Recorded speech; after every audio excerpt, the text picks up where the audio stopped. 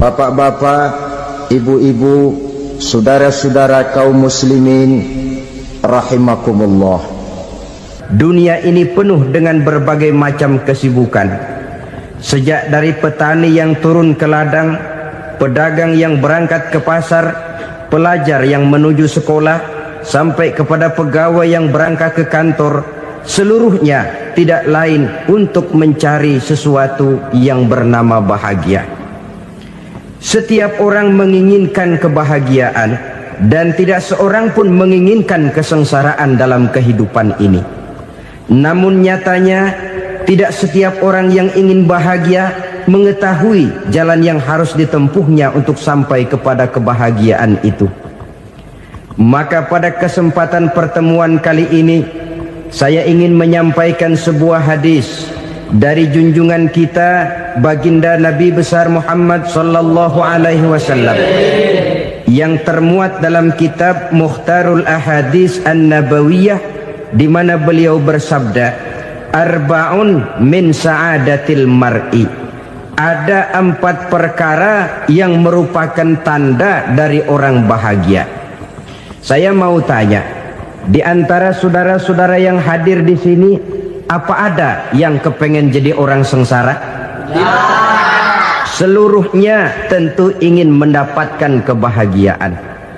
Maka menurut resep dari Nabi kita, tanda orang bahagia itu 4. Jadi kalau saudara ingin bahagia, harus mempunyai 4 perkara ini.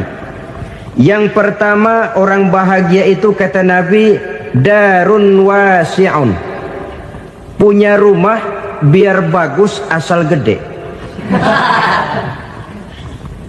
Enak ngaturnya, daripada sudah punya rumah kecil adanya di pinggir kali, gubuk, kalau hujan bocor, miring lagi, kiamat. Loh, kalau gitu Islam materialis dong. Hadis ini boleh diartikan dengan makna hakiki, arti yang sebenarnya, boleh diartikan dengan makna majazi, arti kiasan. Kalau dia diartikan dengan arti kias, maka yang dimaksud darun wasi'un ay qalbun wasi'un.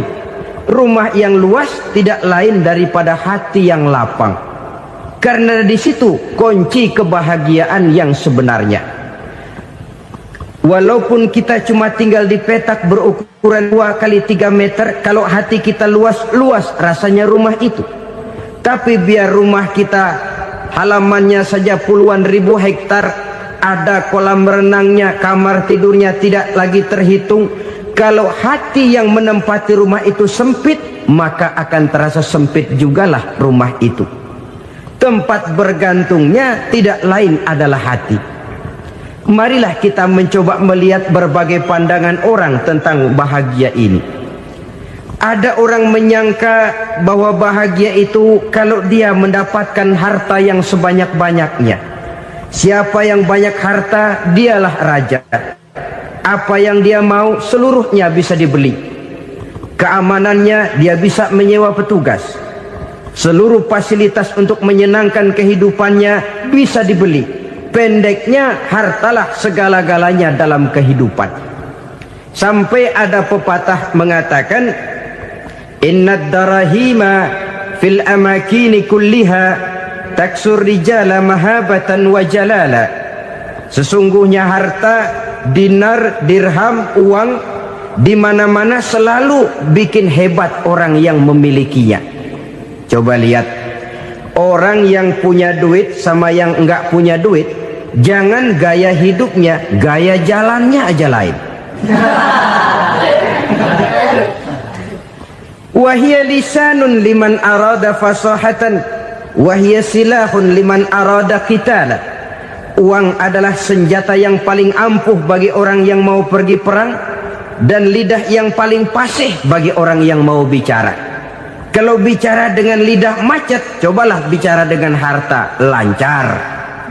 Sampai ada pepatah demikian, segalanya bisa diatur dengan harta. Maka di kalangan orang yang berpandangan semacam itu, seluruh kegiatan hidupnya hanya terfokus kepada bagaimana mengumpulkan harta yang sebanyak-banyaknya. tidak peduli halal haram, tidak kenal sore pagi siang dan malam, tidak sempat sujud, jauh dari agama, jauh dari kehidupan yang bersifat ruhaniyah, jauh dari Allah dan sebagainya, sampai dalam Al-Quran dikelompokkan dalam kelompok yang dinamakan lumazah. Allazi jama'a malahu wa 'addadah yahsabu anna malahu akhladah. Mereka mengumpul-ngumpulkan harta sebanyak-banyaknya dan menyangka bahwa harta yang banyak itu dapat mengekalkan hidupnya, mengekalkan kekayaannya, mengekalkan kebahagiaannya. Saudara hadirin yang berbahagia, kalau pandangan hidup ini benar, artinya kalau harta memang merupakan satu-satunya hal yang dapat membuat orang bahagia, tentu di rumah mewah tidak akan pernah ada tangis derita. Tentu di satu tempat di mana fasilitas hidup serba menunjang tidak ada yang namanya penderitaan. Tapi suka dan duka, sedih dan gembira, senyum dan tawa adalah milik setiap orang, baik dia punya harta maupun dia tidak punya harta.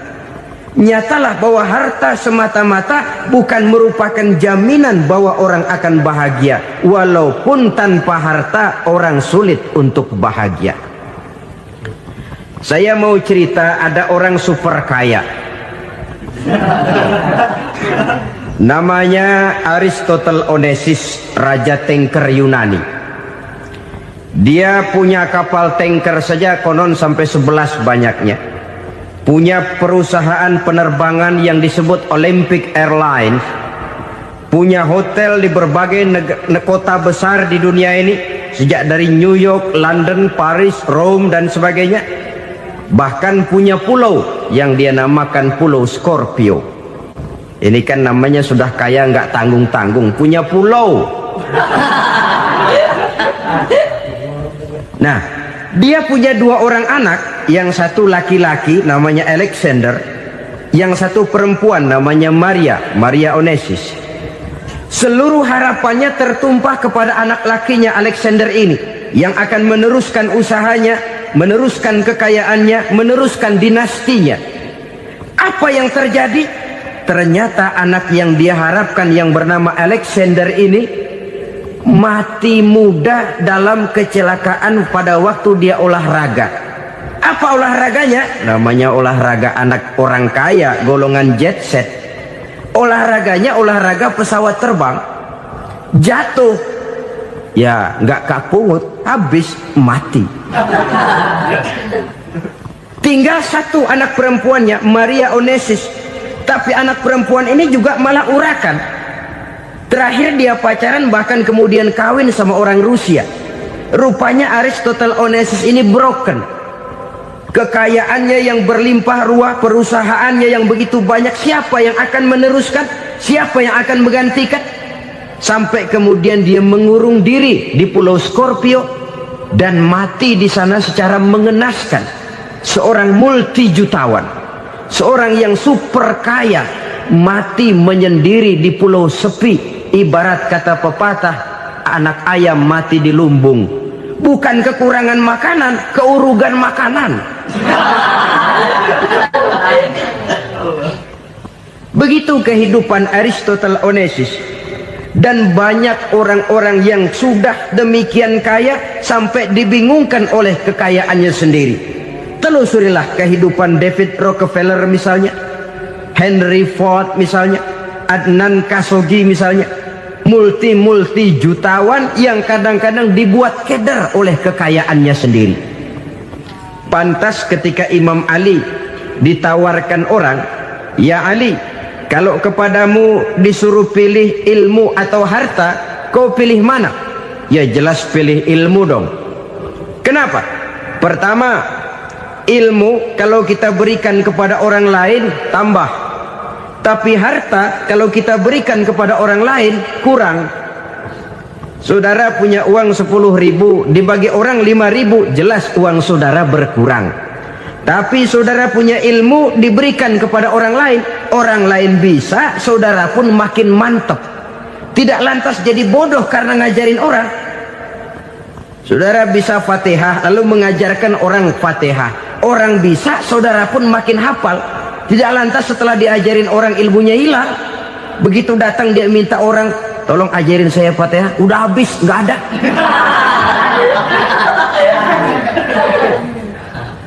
Yang kedua kata Imam Ali, ilmu menjaga kita. Kalau harta, kita yang harus jaga. Makin banyak ilmu, makin terpelihara diri seharusnya. Tetapi makin banyak harta, makin bingung kita jaganya. Sampai kadang-kadang kalau perlu seluruh keliling rumah dipasangi alarm. Belum cukup disewakan anjing besar-besar, pasang di depan pintu, awas anjing galak. Masih belum cukup juga, cari centeng tukang-tukang kepruk jaga rumah.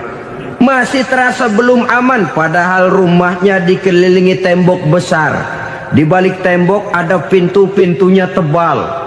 Di balik pintu itu terbuka masuk kamar, kamar pun ada pintunya, pintunya pun kuat. Masuk ke dalam kamar ada lemari, lemarinya pun pintunya kuat, dikunci, kuncinya pun kuat. Tapi terhadap seluruhnya yang timbul cuma sekedar was-was saja. Kesimpulannya sekali lagi, tanpa harta orang memang sulit untuk bahagia. Tapi harta semata-mata tidak merupakan jaminan orang akan bahagia. Dengan hati yang luas, itu modal utama untuk mencapai kebahagiaan hidup. Orang yang hatinya luas, saudara-saudara, punya hati yang lapang, melihat kenyataan hidup ini, dia bersyukur senantiasa kepada Allah. Lantas tidak timbul hasud dan iri hatinya. Oleh karena itu jiwanya selalu lapang. Kalau tidak, cupik hati namanya, dangkal pandangan, tidak senang melihat orang lain dapat nikmat, dan itu sering dijadikan contoh. Kalau orang yang lapang dada, dia lihat tetangganya beli TV baru, dia berkata, alhamdulillah ya, tetangga kita beli TV, mudah-mudahan kita bisa ikut nonton. Lapang dadanya. Tapi orang yang sempit hati, lihat tetangga beli televisi, meriang. Enggak diapa-apain, meriang. Besoknya dengar tetangga beli motor, makin sakit, ke rumah sakit. Lalu di rumah sakit dengar tetangganya beli mobil, mati. Disiksa oleh perasaannya sendiri. Orang kalau hati sudah sempit dalam hidup, kemanapun dia pergi, sempit rasanya medan kehidupannya.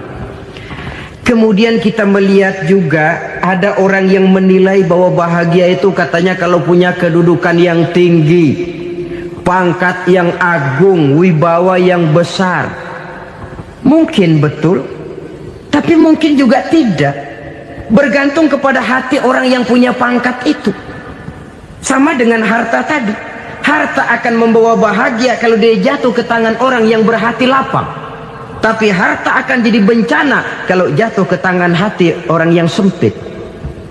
Pangkat akan membawa bahaya kalau jatuh di tangan hati orang yang sempit. Lebih dari itu, kenyataan mengajarkan kepada kita bahwa ternyata pangkat dan jabatan tidak selamanya memberikan kebahagiaan dalam kehidupan. Bahkan resikonya kelewat besar. Beberapa bukti kita bisa ambil dari para pemimpin dunia yang menjadi korban lantaran pangkat dan jabatan yang disandangnya. Saudara ingat Presiden Abraham Lincoln dan John Kennedy dari Amerika? Dibunuh orang. Park Chung-hee dari Korea Selatan, Ziaur Rahman dari Bangladesh, Anwar Sadat dari Mesir, terakhir Indira Gandhi dari India, menjadi korban dari pangkat dan jabatan yang disandangnya dari orang-orang yang tidak senang dia memegang jabatan itu. Dia akan mudah mengundang bencana. Sehingga pantas kalau seorang presiden terkemuka Amerika, Harry Truman namanya, dia mengatakan jabatan presiden itu, kata dia, seperti orang nunggang macan, naik macan. Harus kita taiki, kalau enggak dia bakal nerekam kita, ngeri katanya. Adapun orang yang hatinya lapang, Kalau dia menerima pangkat dan jabatan, dianggapnya itu satu kesempatan untuk berbuat baik. Tapi orang yang berhati sempit, menerima pangkat dan jabatan, bukan kadang-kadang menerima, malah berusaha setengah mati mencapai dengan segala cara. Kalau perlu jilat atas, jilat atas. Jadi golongan sumuhun dawu. Jadi kelompok kulon nuwun, yes sir, yang kerjanya cuma oke bos. Kalau perlu jilat atas, jilat atas. Kalau perlu injak yang bawah, injak yang bawah. Perlu sikut kiri kanan, sikut kiri kanan. Yang penting pangkat dapat, jabatan dapat. Orang yang semacam ini, kalau sudah mempunyai pangkat dan jabatan, biasanya dia tidak menganggap itu sebagai amanah, tidak menganggap sebagai kesempatan berbuat baik, tapi malah kesempatan untuk memperturutkan hawa nafsunya yang dilatar belakangi oleh kesempitan hatinya tadi. Apalagi kalau orang memperoleh pangkat karena banyak mengeluarkan uang, seakan-akan pangkat dan jabatan itu sekarang macam proyek pakai tender. Siapa yang berani bayar segini naik, nggak berani minggir. Padahal logikanya, kalau orang mencapai satu jabatan karena banyak mengeluarkan uang, hampir bisa dipastikan bahwa setelah jabatan itu dia pegang, langkah pertama yang akan dilakukannya ialah berusaha bagaimana uang yang dia keluarkan supaya kembali. Ya paling kurang pulang modal dulu dong. Soal mikirin rakyat soal nanti, tapi ini modal harus pulang. Itu celakanya kalau orang memperoleh pangkat dan jabatan cuma karena banyak mengeluarkan uang. Jarang orang yang mempunyai keyakinan dan pandangan bahwa pangkat dan jabatan merupakan amanah. Jadi sekali lagi, pangkat dan jabatan mungkin saja membawa kebahagiaan kalau jatuh ke tangan orang yang berhati lapang. Tapi bisa jadi bencana kalau dia jatuh ke tangan orang yang mempunyai hati yang sempit. Dan lagi-lagi stresnya hati yang lapang. Lalu sebagian orang, saudara, ada yang berpandangan katanya bahagia itu kalau jadi orang terkenal, mempunyai popularitas, menjadi idola di kalangan remaja, di kalangan orang tua, di segala lapisan masyarakat. Padahal makin populer orang, makin terikat dia.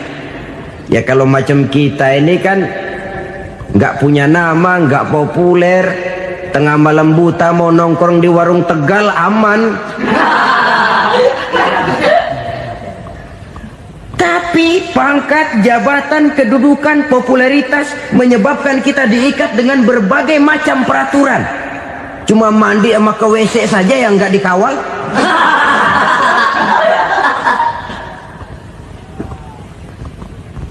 Benarkah popularitas, ketenaran membawa kebahagiaan? Mungkin, ya, tapi mungkin juga tidak. Kenapa? Banyak orang-orang populer yang mengakhiri hidupnya secara tragis. Kita ambil beberapa nama. Di Amerika tahun 60-an ada bintang seksi paling terkenal yang dijuluki seks bom, bom seks. Sampai sekarang jadi legenda, namanya Marilyn Monroe. Singkatan doublenya itu inisialnya MM, Marilyn Monroe. Terkenal, top, sampai dia mati tahun 62. Namanya sekarang masih saja dibicarakan orang. Kenapa dia bunuh diri? Tidak punya hartakah dia? Banyak. Kurang populerkah dia? Seluruh dunia mengenalnya. Sejak rakyat kecil sampai pejabat tinggi dia punya hubungan. Kenapa? Jenuh. Dia terlahir dalam keadaan yatim. Setelah itu tidak lama dia berangkat remaja, ibunya meninggal. Pindah dari wanita asuh ke wanita asuh sampai 12 orang ibu angkatnya. Dan kekecewaan yang paling parah, setiap laki-laki yang dekat dengannya hanya seperti kapal berlabuh. datang dan pergi silih berganti, padahal dia merindukan seseorang yang bisa melindungi hidupnya. Dia rindukan itu dan dia tidak pernah menemukan. Itu yang akhirnya menyebabkan dia minum pil tidur kelewat dosis, minum obat tidur kebanyakan, ya tidur terus sampai sekarang.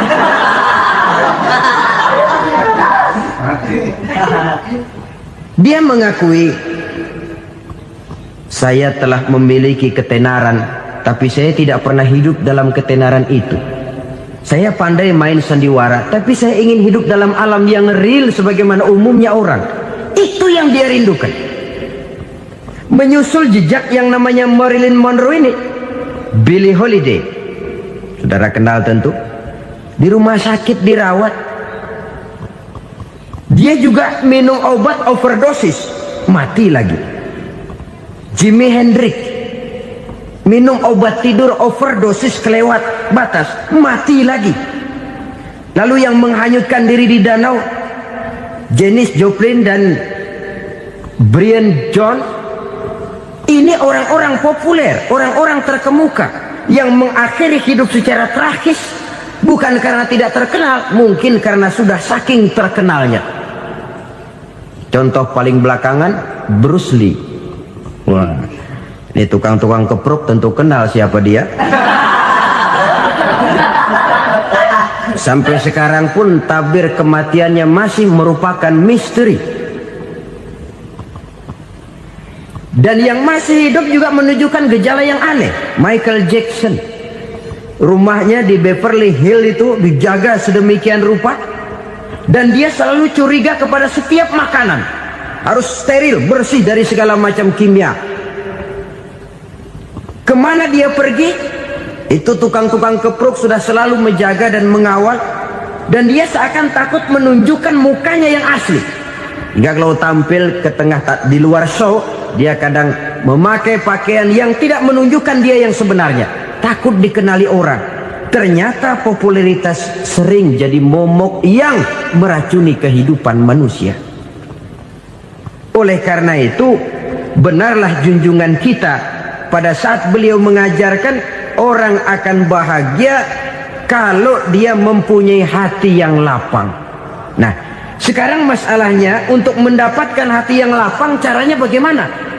Kita kembali kepada konsep Quran. Allah mengajarkan, ala inna bi dzikrillahi tatmainnul qulub.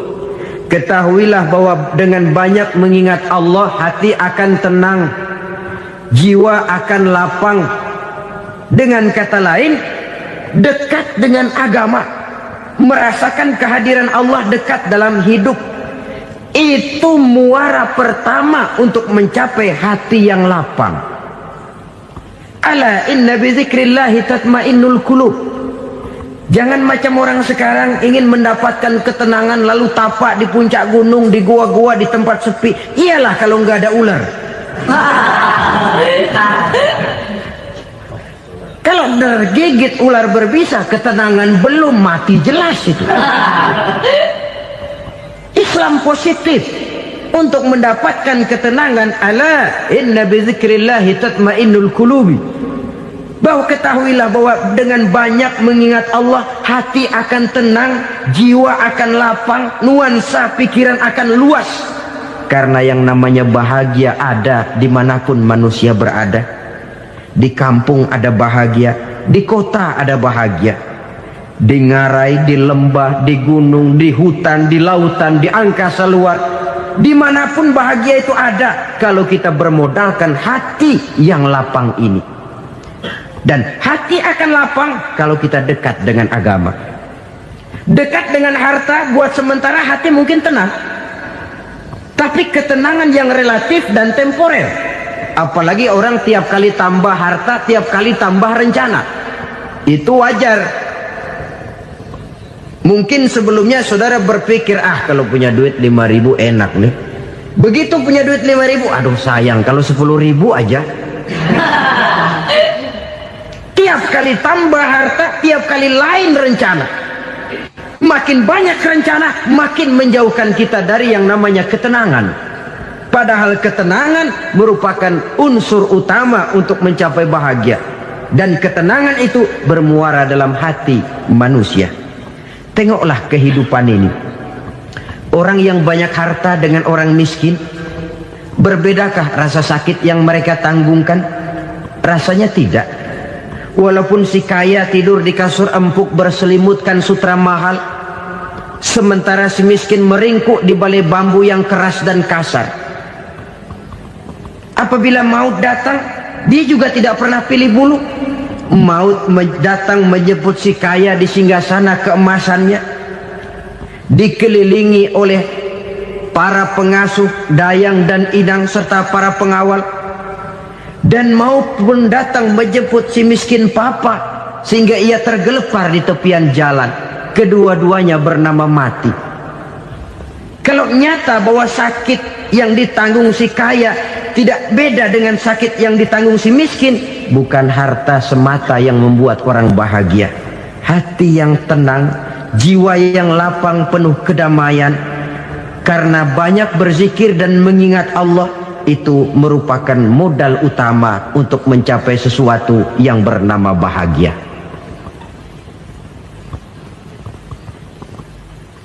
Saudara hadirin yang saya hormati, inilah yang pertama dari 4 ciri yang digambarkan oleh Nabi tentang tanda-tanda orang bahagia. Dan harus berangkat dari yang pertama ini, hati yang lapang. Ini yang harus kita miliki lebih dahulu, baru nanti akan menyusul kepada poin yang ketiga, kedua dan selanjutnya.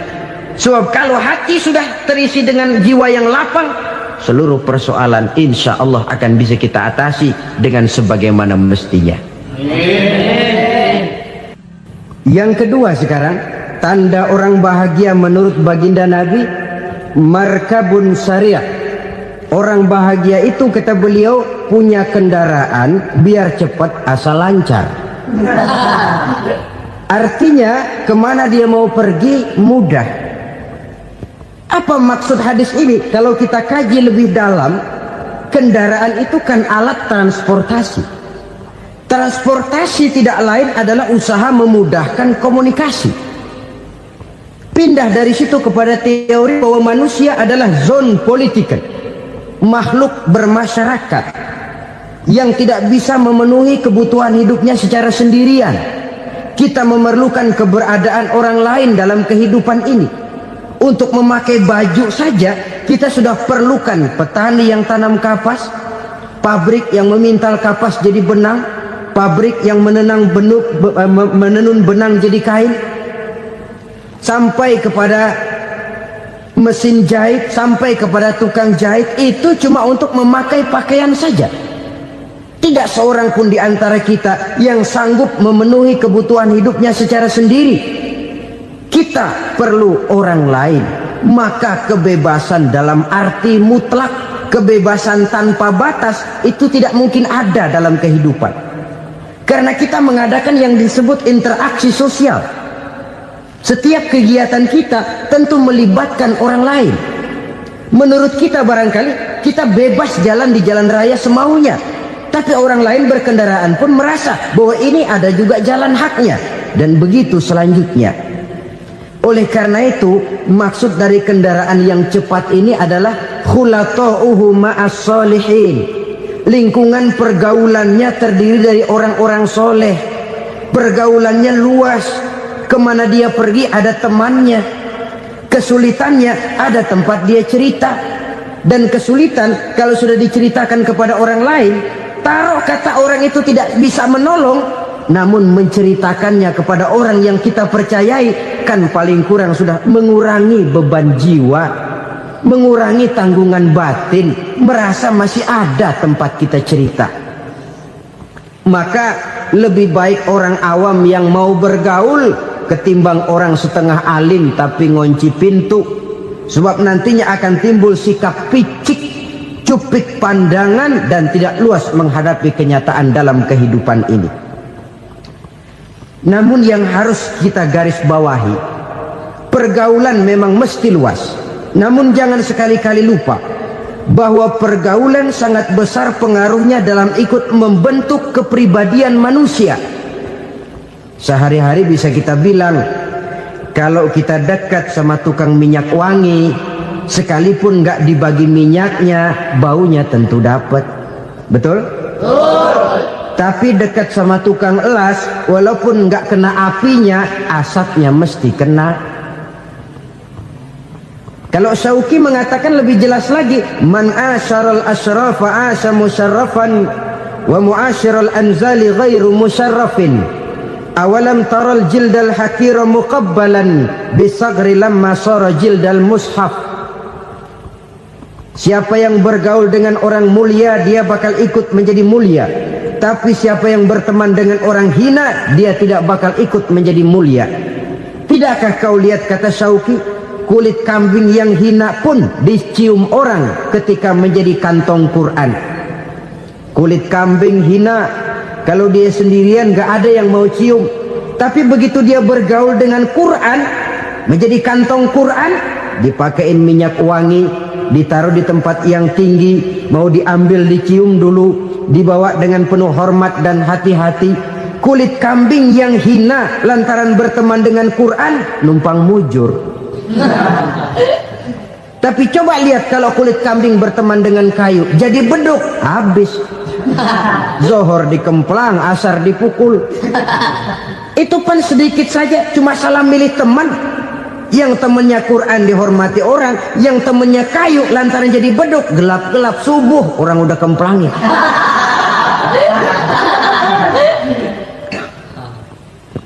Maka terutama kepada adik-adik remaja yang masih mencari identitas diri, yang ibarat kaset masih kaset kosong, mudah diisi oleh apapun, pandai-pandailah memilih teman dalam bergaul.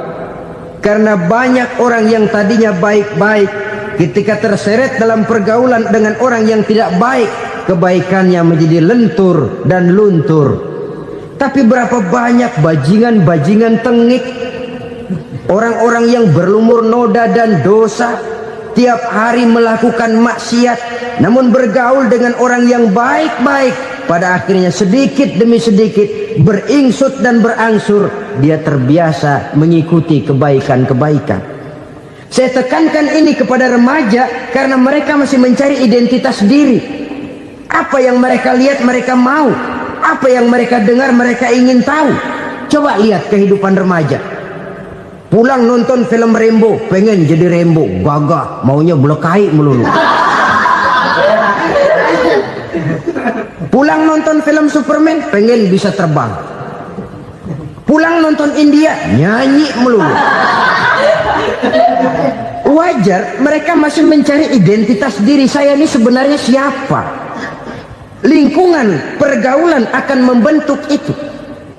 Karena itu pandai-pandailah bergaul, karena ia sangat besar pengaruhnya dalam ikut membentuk kepribadian manusia. Apalagi sifat yang jelek lebih cepat menularnya ketimbang sifat yang baik. Sifat yang baik, watak yang soleh itu lambat sekali untuk menular. Tapi yang tidak baik, kan prosesnya mah kalau remaja biasanya mula-mula dengar. Karena dengar lalu pengen tahu. Karena pengen tahu lalu ngeliatin. Begitu ngeliatin kan pengen nyobain. Setelah nyobain ketagihan. Nah, ini prosesnya. Yang namanya ganja, morfin, narkotik awalnya kan begitu. Mula-mula dengar katanya kalau sudah fly to the sky, sudah melayang ke langit katanya, disitulah puncak kebahagiaan. Mulanya cuma dengar. Karena dengar pengen tahu. Karena pengen tahu lalu ngeliat, kumpul sama orang yang suka ngeganja. Setelah ngeliat, nah pengen ngerasain. Begitu ngerasain enak juga, ketagihan. Kalau sudah ketagihan jadi penyakit kronis, bisa merembet kepada yang lain. Iya, kalau orang tuanya mampu untuk beli morfin, beli ganja. Kalau tidak kan pikirannya ngayap, jemuran siapa ya gue sabet. Timbullah perbuatan-perbuatan negatif yang bermula dari salah pergaulan. Apalagi buat adik-adik remaja yang tinggal di kota-kota besar, yang pengaruh budaya, pengaruh kesenian, pengaruh struktur kehidupan yang nampak makin individualistis, di mana persaingan tajam, tensi ekonomi tinggi, orang mudah mengalami stres. Pandai-pandailah dalam bergaul, sekali lagi, karena ia sangat besar pengaruhnya dalam ikut membentuk kepribadian manusia. Orang bahagia punya kendaraan yang cepat, artinya punya pergaulan yang luas, dan lingkungan pergaulannya terdiri dari orang-orang yang soleh. Kemana dia pergi, ada teman. Kesulitannya, ada tempat dia cerita. Tapi kalau sudah menyendiri, hidup sendiri, kesulitan dipikiri sendiri, bisa mati belum waktunya. Tidak ada tempat berbagi rasa, tidak ada tempat bercerita, tidak ada tempat mengurangi beban dalam kehidupan. Pantas betul kalau Islam sangat menggalakkan dan menganjurkan orang kalau sudah sampai waktunya itu untuk melangsungkan nikah. Kata Nabi, ya ma'syaras syabab man istata'a minkumul ba'at falyatazawwaj. Hai para pemuda, kalau sudah mampu memberi nafkah, kawinlah, nikahlah kamu. Kenapa? Sudah ada teman hidup, tempat berbagi rasa. Kesulitan kalau ada tempat cerita akan lebih ringan ketimbang kita telan sendiri, walaupun bobot kesulitannya sama beratnya. Saudara-saudara kaum muslimin rahimakumullah, inilah ciri yang kedua, punya kendaraan biar cepat asal lancar. Kemana kita mau pergi gampang. Dengan kata lain, setelah hati yang luas, pergaulan yang luas. Dua. Yang ketiga sekarang, tanda orang bahagia itu menurut Nabi, misbahun mudhi'un, punya lampu yang terang. Oh, itu enggak problem. Sekarang sudah zamannya listrik masuk desa, Pak. Lampu sudah terang semua. Betul, kalau itu yang dimaksud. Tapi tidak cuma itu. Karena lampu yang dimaksud di sini, lampu yang akan menerangi seluruh perjalanan hidup. Dan perjalanan hidup itu sudah dimulai sejak kita terlahir ke alam ini, sampai masuk ke alam barzah, kumpul di padang mahsyar, sampai ke akhirat. Lampu yang menerangi itu yang diperlukan. Kalau lampu, katakanlah yang paling top sekarang kan lampu jenis Mercury. Taruhlah itu di rumah kita, dia cuma menerangi rumah kita, menerangi hati pun tidak sanggup. Bila kita masuk ke alam barzah, alam kubur, sanggupkah si Mercury yang begitu terang menerangi alam barzah kita? Tidak sanggup lagi. Sanggupkah lampu yang ratusan watt, bahkan puluhan ribu watt menerangi kehidupan di padang mahsyar? Tidak akan sanggup lagi. Kalau demikian, yang dimaksud lampu yang terang di sini apa? Tidak lain amal soleh, kebajikan yang kita lakukan dalam hidup. Itu yang akan jadi lampu penerang. Di dunia nama kita akan terang. Jasad kita boleh hancur terkubur tanah, tapi nama kita akan dikenang orang. Begitulah kalau orang meninggalkan kebajikan dalam hidup seperti sekarang. Ribuan orang tiap saat berziarah ke kubur Imam Syafi'i, ke kubur Imam Malik, ke kubur Imam Ghazali, ke kubur orang yang baik-baik, orang yang soleh-soleh. Kebajikannya yang ditinggalkan, yang mengukir namanya dengan tinta emas, sehingga saudara sudah terbaring di alam kubur. Orang lewat, Allah, ini kuburannya Fulan bin Fulan, dulu ini kebaikannya Masya Allah, saya ikut merasakan. Mari kita mampir sebentar, kita Fatihah, mohon disampaikan Allah pahalanya kepada almarhum. Al-Fatihah. Itu kalau orang baik-baik. Lalu saudara tanya, Pak, orang mati dikirimin Fatihah apa nyampe pahalanya? Saya jawab, kalau saudara nggak percaya, mati dulu dah. Nanti saya Fatihain, tungguin di sana. Umpama nggak sampai, balik lagi kemari. Sekarang ini kan maunya otak-otakan saja. Kalau nggak masuk otak, nggak percaya. Padahal alam gaib itu nggak bisa diotak-otakin. Sama saja dengan saudara pernah dengar cerita kapal tanpa emas tenggelam kan? Pernah nggak? Di mana? Ya, di laut Masalembo. Begitu ke tanpa emas tenggelam, ratusan penumpang itu terjun ke laut, dipermainkan gelombang, berjuang menghadapi maut itu. Orang lagi timbul tenggelam di lautan, dihantam ombak, kita tengokin pakai helikopter. Pak, lagi timbul tenggelam ya? Iya, tolongin. Jangan khawatir Pak, nih saya kirim intan Pak, harganya 10 juta. Kira-kira orang yang timbul tenggelam di laut seneng nggak? Tidak. Kan mahal toh intan 10 juta. Kenapa dia nggak senang? Karena intan 10 juta dalam kondisi seperti itu tidak sanggup menyelamatkan dia.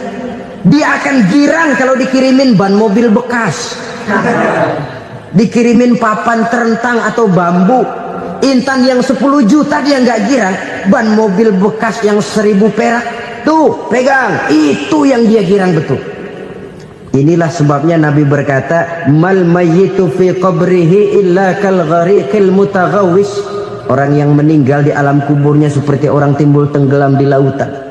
Yantaziru da'watan min ahli, menunggu doa dari keluarganya yang masih hidup. Duh, bapak saya sudah meninggal, saya sayang benar sama dia. Kirimin kulkas ke kuburannya Itu sama saja dengan tadi orang tenggelam di lautan dikirimi intan yang harganya 10 juta, tidak sampai. Begitulah kalau kebajikan yang kita tinggalkan dalam hidup, sudah mati pun kubur kita masih diziarahi orang. Tapi kalau jahat yang kita tinggalkan, boro-boro lah orang mau doa lewat dekat kuburan kita juga serem. Tuh bajingan no, dulu mati dipendem di situ tuh. Jangan lewat situ, ntar kesurupan, jangan. Lewat saja orang ngeri.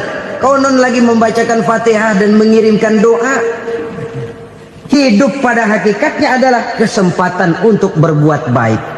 Maka sekali kesempatan itu diberikan, manfaatkan dengan sebaiknya. Sebab kesempatan kedua tidak akan pernah ada. Kesempatan berbuat baik di sini, di akhirat sudah pembalasan namanya. Sekali kesempatan itu dicabut, dia tidak akan pernah dikembalikan lagi.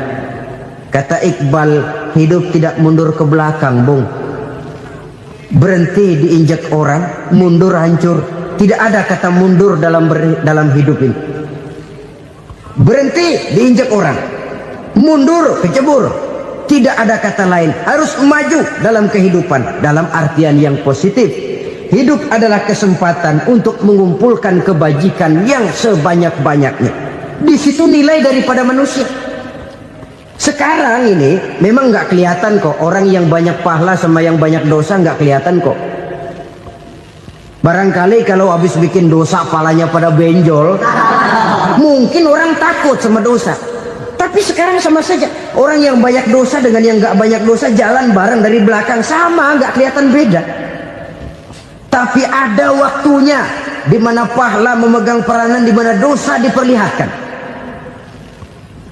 Sama saja kalau kita bawa mobil siang, lampu kan nggak begitu berfungsi.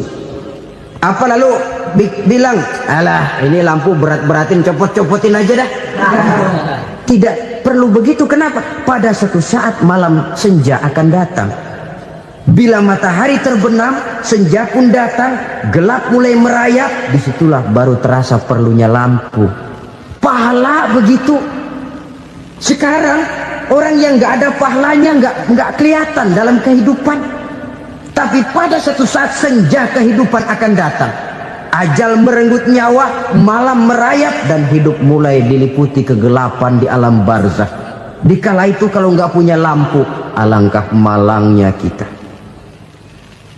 Sebab amal yang baik, kata Nabi, di alam barzakh itu akan diciptakan menjadi perempuan yang cantik menemani kita. Amal yang jahat akan menjadi orang yang paling jelek nemenin kita. Udah di tempat gelap yang nemenin jelek.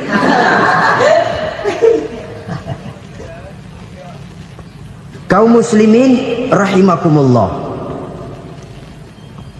Kalau demikian masalahnya, tergantunglah kita pandai memanfaatkan waktu. Al-waktu kasayf, waktu itu cepat sekali. Yang namanya waktu itu tahu-tahu.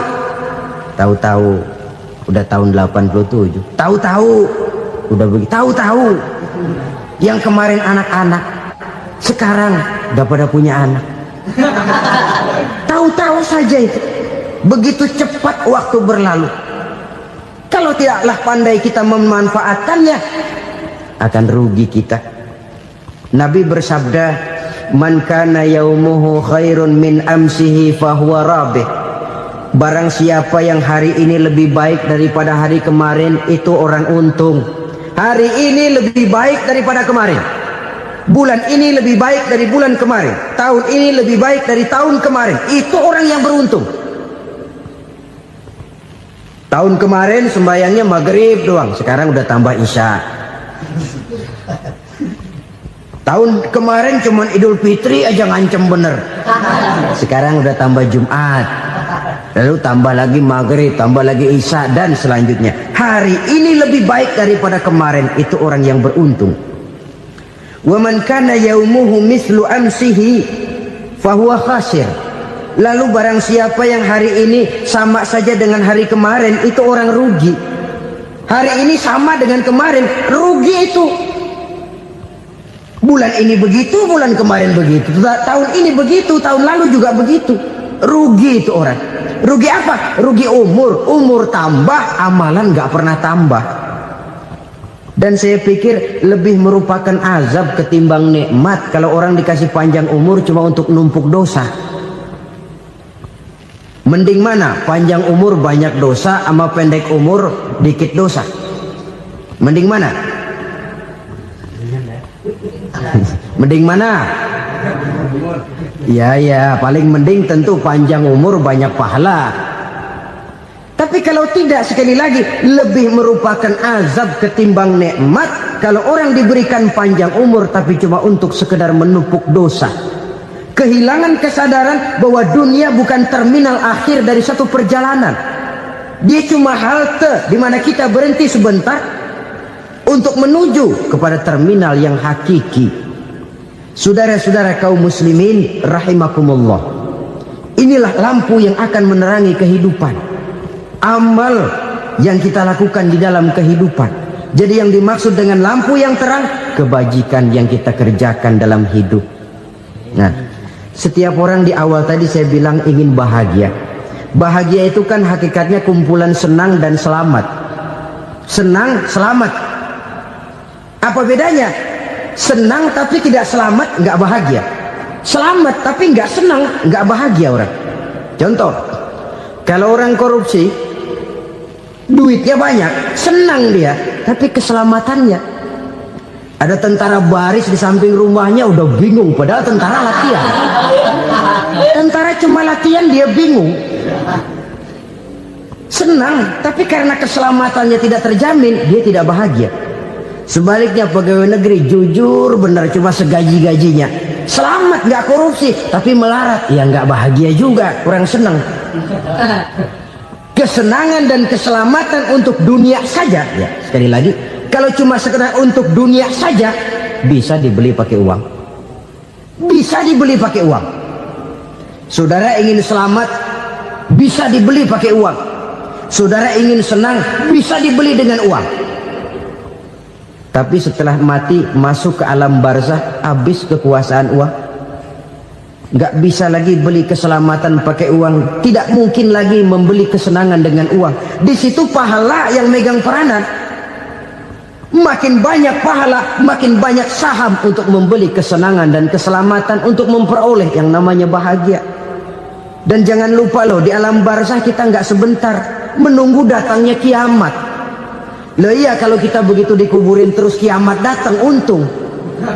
Tapi kalau masih harus 1000, 2000, puluhan ribu tahun yang akan datang, dalam satu penantian yang begitu lama, tanpa saham untuk memperoleh kebahagiaan, satu kemalangan yang tidak ada pernah putus-putusnya.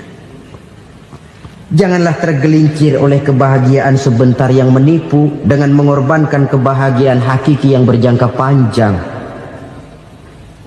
Apa artinya senyum sejenak kalau harus ditebus dengan tangis seumur hidup? Biarlah kita minum jamu, pahit memang, getir memang, tapi kan besok badan sehat. Daripada sekarang minum sirup, manis memang, enak memang, tapi bibir pada jontor besoknya. Sirawan, batuk, nggak karu-karuan. Banyak orang tertipu oleh kesenangan yang sebentar, padahal laisa kullu ma yalma'u zahaban. Belum tentu semua yang berkilat itu emas, belum tentu semua yang gemerlap itu intan. Karena itu marilah manfaatkan kesempatan yang diberikan Allah ini untuk mengumpulkan kebajikan yang sebanyak-banyaknya. Yang terakhir sekarang, yang keempat, tanda orang bahagia kata Nabi. Zaujatun salihah.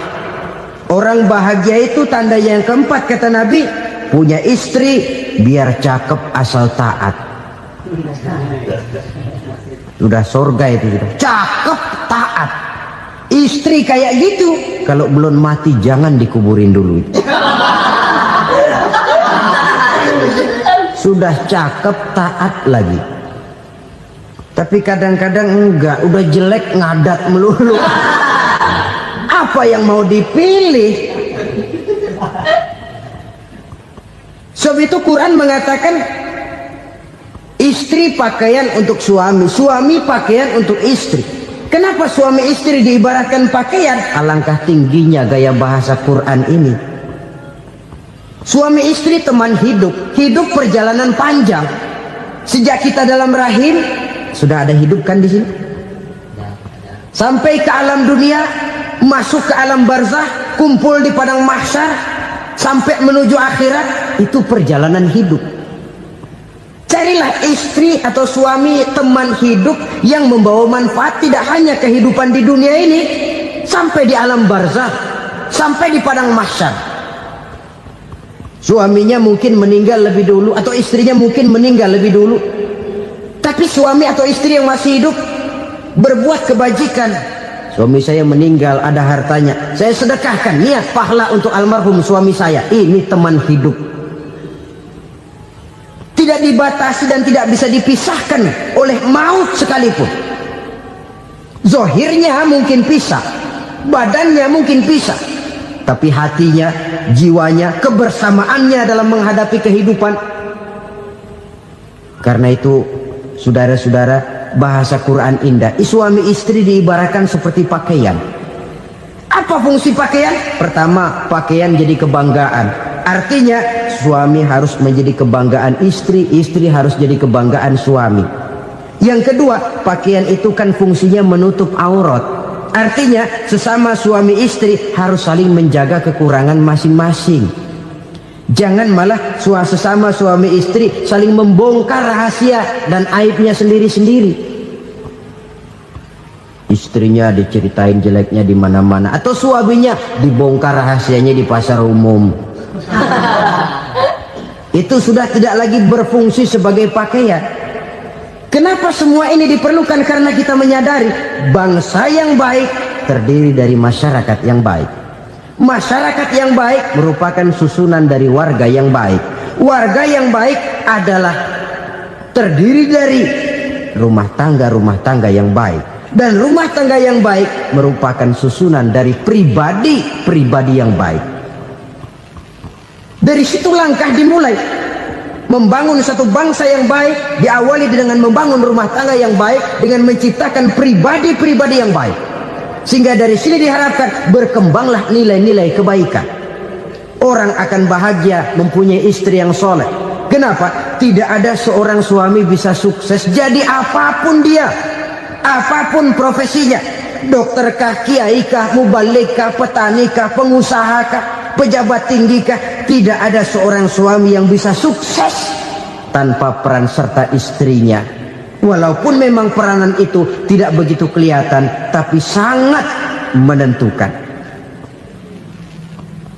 Karena itu, saudara hadirin yang saya hormati, Islam sangat menghargai kaum wanita, memberikan kedudukan yang tinggi sepanjang tidak mematikan kodrat kewanitaannya.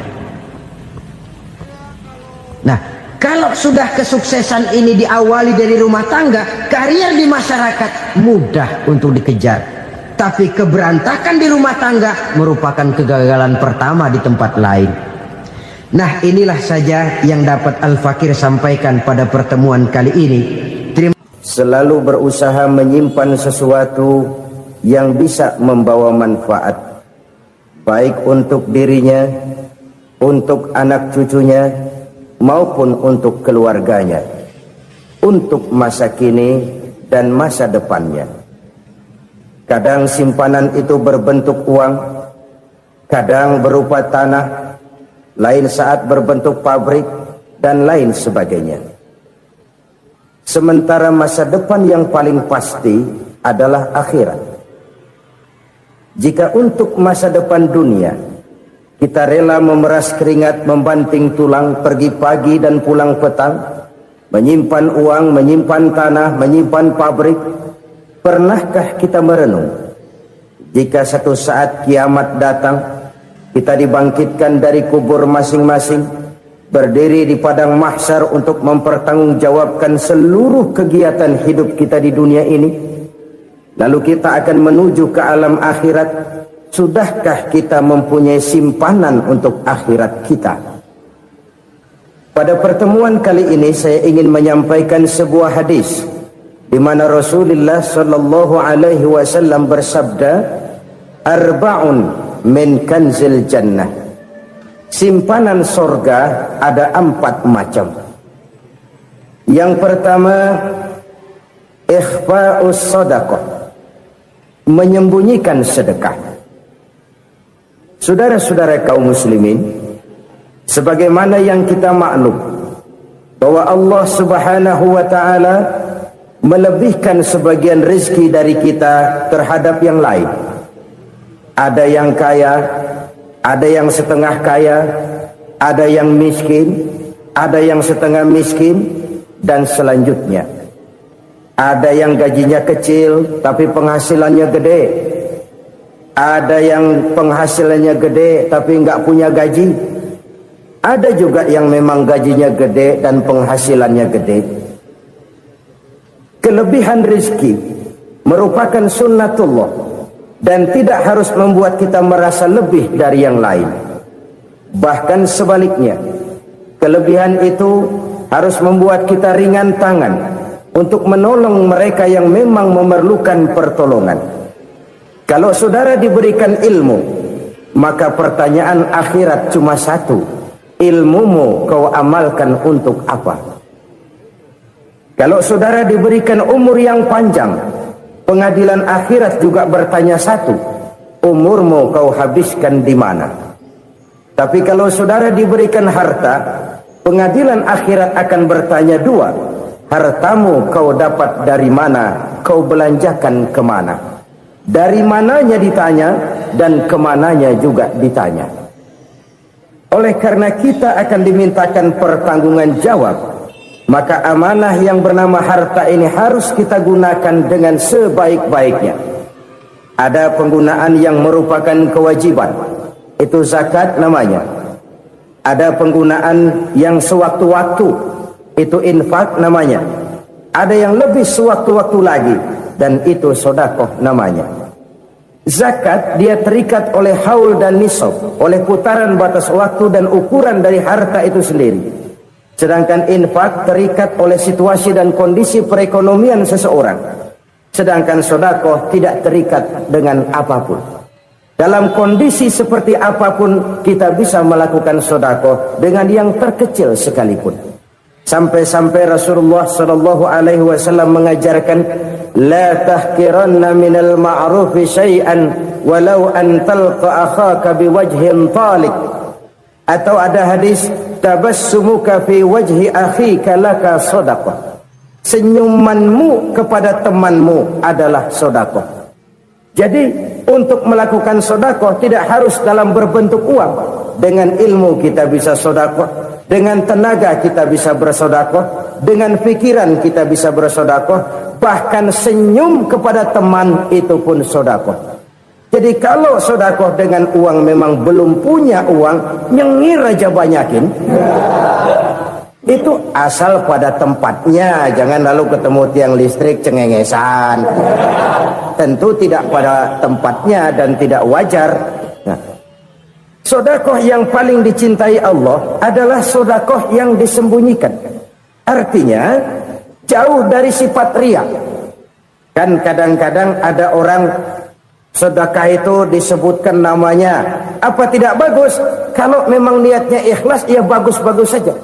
Untuk memberikan sugesti kepada yang lain. Si Fulan bin Fulan nyumbang sekian, diumumkan. Boleh kalau niatnya untuk memberikan rangsangan kepada yang lain supaya dia menyumbang lebih besar dari orang tadi. Tapi kalau itu mendatangkan riya, maka sedekah yang paling dicintai Allah adalah sedekah yang disembunyikan. Tangan kiri saja tidak tahu apa yang diberikan oleh tangan kanan. Sedekah yang dilakukan dengan ikhlas akan merupakan perbendaharaan surga, tersembunyi dari pandangan orang lain, tidak seorang pun tahu. Karena memang sikap yang baik adalah melupakan kebaikan dan mengingat kesalahan. Itu salah satu ciri orang bahagia. Orang yang selalu mengingat kesalahannya dan berusaha melupakan segala kebaikannya. Kalau dia akan ada kebaikan, dia tidak bisa ikut, dia merasa rugi karena dia merasa belum pernah berbuat baik. Tapi kalau akan melakukan kesalahan baru, dia ingat kesalahan yang sudah-sudah, sehingga terhalang baginya untuk melakukan satu kesalahan baru. Demikianlah saudara-saudara, bahwa Allah melebihkan rizki sebagian kita dari yang lain, agar terjadi tolong-menolong dalam kehidupan ini. Jadi kesenjangan yang nature, kesenjangan yang alami, itu sunnatullah. Ada yang kaya, ada yang miskin, ada yang kelas menengah. Nah, kenapa lalu sekarang kita berusaha mengentaskan kemiskinan? Oleh karena adanya kesenjangan struktural. Kalau yang kaya bisa semakin kaya, kenapa yang miskin tidak bisa naik jadi ikut sedikit kaya? Sebab pada dasarnya Islam adalah agama yang sejak turunnya sudah berupaya memerangi kemiskinan. Bahkan dikatakan kemiskinan itu mendekatkan kepada kekufuran. Orang kalau miskin udah dekat banget sama kafir. Gampang menjadi kafir. Berapa banyak saudara-saudara kita yang oleh karena soal perut, oleh karena soal materi, terpaksa meninggalkan dan menanggalkan akidahnya. Menjual petunjuk yang diberikan Allah dengan kesenangan dunia yang cuma sebentar ini. Na'udzubillah, summa na'udzubillah. Jadi makin kita sembunyikan satu sedekah, semakin banyak perbendaharaan kita di surga. Sedekah yang paling dicintai Allah adalah sedekah yang disembunyikan. Malahan ada seorang sufi, dia punya kebiasaan kalau pergi sholat Jumat dia bawa uang, itu uang dia taruh di bawah tikar masjid. Dia niat sedekah kepada siapa saja yang nemuin itu duit. Maksudnya apa? Supaya yang nemuin nggak tahu siapa yang punya duit. Demikian dia saking ingin menyembunyikan sedekahnya. Karena sifat riya itu bisa memakan amal kita sendiri. Riya itu termasuk menyebut-nyebut kebaikan kita. Orang yang suka nepuk dada, sedikit-sedikit ngitungnya kalau nggak gua. Tuh kalau nggak gua tuh. Tuh yang belas itu kalau nggak gua. Iya kalau nggak lu kenapa emang? Orang yang suka menepuk jasa. Tuh biasanya memang begitu saudara-saudara. Kalau perang lagi berkecamuk, orang nggak sempat ngaku jadi pahlawan. Tapi begitu perang selesai, yang kagak kenal bedil ngaku pahlawan, mas. Itu sesuatu yang biasa. Oleh karenanya orang-orang yang ikhlas dalam bersedekah, disembunyikannya sedekah itu Allah cinta betul. Malahan ada hadis memberikan jaminan, inna shadaqatal mar'il muslimi tazidu fil umri wa tadfa'u mitatas su'i. Sesungguhnya sedekahnya seorang mukmin tazidu fil umri, bisa menambah umur panjang. Wa tadfa'u mitatas su'i, dan menyelamatkan manusia dari mati secara su'ul khatimah. Jadi siapa yang kepengen panjang umur, banyaklah sedekah. Yang bosan hidup, pelit terus. Sedekah menambah panjang umur dan menyelamatkan manusia dari mati secara su'ul khatimah. Pak, katanya umur itu nggak bisa ditambah, nggak bisa dikurangin. Kapan? Kalau ajal sudah datang. Fa idza jaa ajaluhum la yastakhiruna sa'atan wa la yastaqdimun. Kalau ajal datang tidak bisa dimajukan, tidak bisa dimundurkan. Itu kalau ajal sudah datang. Tidak bisa lagi umur ditambah dikurangi, sudah datang. Tapi kalau belum datang, itu kan haknya Allah. Mau ditambah, mau dikurangi, hak prerogatif Allah. Sebagai pencipta manusia, Allah maha kuasa dan maha mampu. Sedekah ini menambah panjang umur dan menyelamatkan manusia dari mati secara su'ul khatimah. Itu orang mati kan sama ya, kondisinya mati, nggak nafas. Tapi hakikat mati kan lain-lain. Ada yang mati itu husnul khatimah, baik akhirnya. Misalnya lagi ngaji mati, lagi sholat mati, lagi sedekah mati. Ini yang dinamakan dengan husnul khatimah, baik di akhirnya. Sebaliknya ada yang su'ul khatimah, jelek di akhirnya. Ini yang jadi catatan akhir. Lagi nyekek botol, mampus. Lagi banting kartu, modar. Su'ul khatimah, jelek pada akhirnya. Sedekah menyelamatkan manusia dari mati secara su'ul khatimah. Dan kita semua kepengen mendapat husnul khatimah, jauh dari su'ul khatimah. Oleh sebab itu yang bisa menyelamatkan kita dari penyakit itu antara lain adalah sedekah yang disembunyikan, yang dikerjakan dengan ikhlas karena Allah, tidak karena kepengen dipuji orang, tidak karena ingin dikatakan orang pemurah. Sebab orang dermawan itu orang yang memberi tanpa harus diminta. Kalau masih harus diminta, ya belum dermawan namanya, masih harus diminta. Kalau nggak diminta ya tulus, lolos, polos. Saudara-saudara kaum muslimin rahimakumullah, harta adalah amanat dan akan kita pertanggungjawabkan. Allah melebihkan rizki sebagian kita dari yang lain agar kita saling tolong menolong, bantu membantu. Nabi janjikan siapa yang meringankan beban saudaranya muslim di dunia, Allah akan meringankan bebannya di akhirat nanti. Sebuah jaminan dari baginda Nabi. Si orang yang kita bantu barangkali tidak bisa membalas, Allah yang akan membalas lewat jalan lain yang tidak pernah kita sangka-sangka. Ada orang tanya, Pak, ini ada orang nyumbang masjid sambil marah-marah, bagaimana? Saya bilang sumbangannya aja ambil, marahnya jangan. Marahnya jangan diambil, itu urusan dia. Saudara-saudara kaum muslimin rahimakumullah, umat Islam ini kan umat yang punya potensi besar. Kadang kita merenung, kenapa kadang-kadang pembangunan masjid kok lambat sekali? Kalau hotel hari ini peletakan pertama, bulan depan peresmian. Supermarket hari ini peletakan batu pertama, minggu depan peresmian. Tapi kalau sudah yang namanya masjid, kadang-kadang peletakan batu pertama sekaligus jadi batu terakhir. 3 tahun, 4 tahun, campur nebar jalak di jalanan, duit dijaring kayak ikan sepat. Apa tidak ada orang Islam yang kaya? Banyak. Apa tidak ada pengusaha muslim yang jadi konglomerat? Ada. Lalu yang belum banyak itu yang komit terhadap nilai-nilai agamanya. Akhirnya kita jatuh jadi umat yang lemah. Belum ada pengusaha konglomerat muslim buka pabrik supermi cap beduk misalnya umpamanya atau pabrik kecap cap sorban supaya identitas keislamannya sedikit kelihatan. Kita jatuh jadi umat yang lemah karena potensi tidak terinventarisir dengan baik. Kita ini ibarat kompor yang cuma matengin nasi orang lain. Potensi kita dimanfaatkan oleh orang lain. Ukhuwah Islamiyah kita baru terbatas kepada silaturahmi. Ukhuwah di bidang ekonomi kita lemah, ukhuwah di bidang kebudayaan kita lemah, apalagi ukhuwah di bidang politik kita lebih rapuh lagi. Padahal ukhuwah itu adalah totalitas kehidupan manusia, menyangkut ipolexosbud, memerlukan nilai-nilai ukhuwah.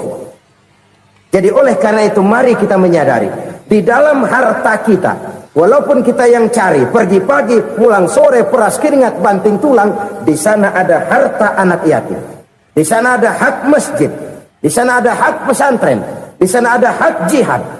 Berbahagialah seseorang apabila dia oleh Allah dijadikan keran. Keran itu menyimpan air, tapi tidak untuk dirinya, tapi disalurkannya kepada mereka yang memang memerlukannya. Saudara-saudara kaum muslimin rahimakumullah, ini yang pertama. Jadi perbendaharaan surga adalah menyembunyikan sedekah. Orang lain nggak tahu, kita pun nggak pernah ngitung-ngitung. Kita anggap lewat begitu saja, padahal itu deposit akhirat. Satu. Yang kedua, perbendaharaan surga itu apa? Wa kitmanul musibah, menyembunyikan kesulitan. Kadang orang takut menghadapi kesulitan, tapi makin kita merenung, hidup ini kan sebenarnya urusan. Takut sama urusan, ya jangan hidup. Tandanya orang hidup itu kalau punya urusan. Urusan melupakan problem. Problem sering menimbulkan kesulitan. Kesulitan bukan untuk ditakuti, tapi untuk diatasi dan dicarikan jalan keluarnya. Siapa sih orangnya yang nggak pernah sulit-sulit? Makin tinggi status sosialnya, makin gede urusannya. Makin tinggi kualitas imannya, makin berat tingkat kesulitannya. Cuma memang yang namanya enak itu seperti pelangi. Biang lala itu nggak pernah di atas kepala kita, di atas kepala orang melulu. Lo sih enak lo, kata kita. Dia juga bilang, yang enak kan lo. Pelangi itu nggak pernah di atas kepala kita. Kata tukang beca, aduh enak ya naik Mercy. Kata tukang beca, apa yang di dalam mobil Mercy? Aduh enak bener tukang beca, di jok ngeringkuk ngorok pulas bener. Saya kamar pakai AC, sejuk, tempat tidur sutra, empuk, alga, spring bed, kulak kulik nggak bisa pulas kalau belum minum Valium, belum tidur. Enak bener tukang beca, di jok ngorok nggak tahu wetan kulon. Si tukang beca bilang yang di Mercy enak, yang di Mercy bilang tukang beca enak. Inilah enak, nggak pernah di atas kepala kita, di atas kepala orang lain melulu enak itu. Nah, saudara-saudara,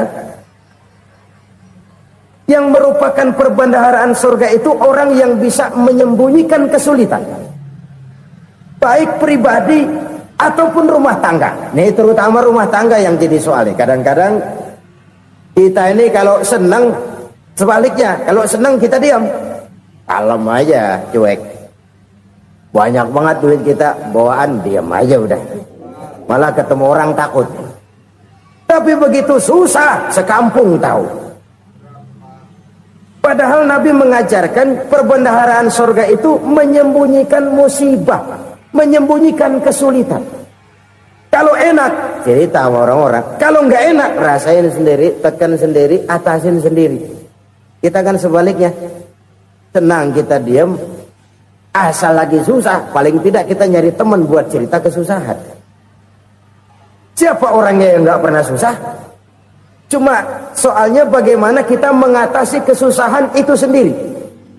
Begitu juga misalnya kalau orang sudah berumah tangga, itu orang tuanya harus menjadi tempat dia cerita yang enak-enak saja. Yang nggak enak rasain berdua, selesaikan berdua, atasin berdua. Jangan dibalik. Asal senang diam, giliran susah saja. Maknya laporan. Terbalik. Bisa menjaga security informasi. Maka nama bayam keluar diam, malah seluitan. Enak amat lo makan daging ayam. Security informasi. Saudara-saudara kaum muslimin rahimakumullah,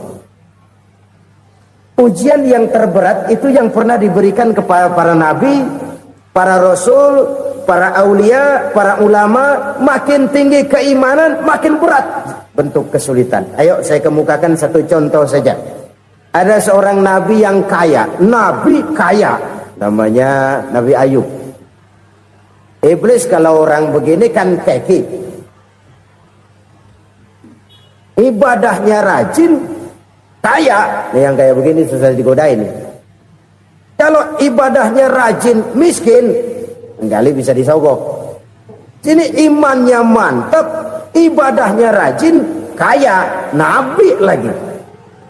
Oh, tapi namanya iblis nggak kurang akal. laporan, Tuhan, kenapa Les?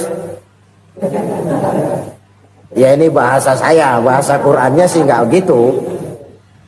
Itu hambamu yang namanya Ayub, dia rajin ibadah cuma karena dikasih kaya aja. Coba kasih miskin dia, berhenti dia sembahyang. Ah, kamu bisa aja. Saya tahu Ayub itu hambaku yang ikhlas. Saya buktiin Tuhan, silahkan. Dibuktiin lah, iblis turun ke alamin. Yang mula-mula dia lakukan, dia rusak sawah ladang Nabi Ayub. Dia binasakan binatang ternak Nabi Ayub. Sehingga dalam waktu singkat, jatuhlah Nabi Ayub dari orang paling kaya, jadi orang paling miskin. Beliau masih ibadah di mihrab dalam masjid. Datang iblis. Saudara Ayub, ya, lagi ngapain? Ibadah. Nyembah Allah, nyembah Allah. Oh, percuma. Kenapa? Tuhan yang ente sembah nih, dia udah bikin miskin ente. Sawah ladang ente hancur lebur, binatang ternak binasa. Sekarang ente jadi orang paling miskin. Ngapain nyembah Tuhan kayak begitu? Tekor. Udah berhenti dah ibadah, berhenti ibadah. Ini iblis sama Tuhan laporannya lain, yang dikerjakan kepada Nabi Ayub juga lain. Benar begitu iblis, kata Nabi Ayub. Iya, sawah ladang saya habis, buras. Binatang ternak saya binasa, binasa. Saya miskin, bangpak. Apa jawab Nabi Ayub? Bukan innalillahi, ini hebat. Alhamdulillahillazi a'tani wa akhadha minni. Segala puji bagi Allah yang telah memberikan harta kepada saya dan sekarang mengambilnya lagi. Alhamdulillah. Allah yang ngasih, Allah yang ambil.